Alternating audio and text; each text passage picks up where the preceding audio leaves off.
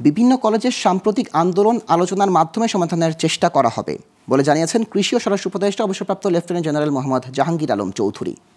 দুপুরে সুনামগঞ্জের তাহিরপুর উপজেলার ফসল রক্ষা বাঁধ ও টাঙ্গুয়ার হাওর পরিদর্শন শেষে তিনি কথা বলেন। স্বরাষ্ট্র উপদেষ্টা বলেন, এক কলেজের সাথে আরেক কলেজের যে সমস্যা হচ্ছে তা শিক্ষার্থীরা চাইলে তাদের প্রতিনিধি ও শিক্ষকরা বসে আলোচনা করতে পারেন।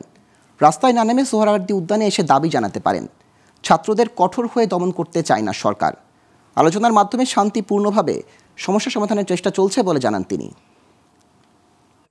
বিভিন্ন কলেজের সাথে যে হচ্ছে এক কলেজ আরেক কলেজে, এখানে ধরেন যে ছাত্র প্রতিনিধিরা আছে, দুই কলেজের প্রতিনিধিরা নিজের আলাপ করে নিতে পারে, দুই কলেজের শিক্ষকরা রয়ে গেছে, তারাও কিন্তু আলাপ করে এই সমস্যাটা সমাধান করতে পারে। আমরা চাচ্ছি যে আলোচনার মাধ্যমে যদি সমস্যাটা সমাধান হয় ওটা ভালো, শান্তিপূর্ণভাবে সমাধান, একটা আলোচনা করতে পারে আমাদের সাথে।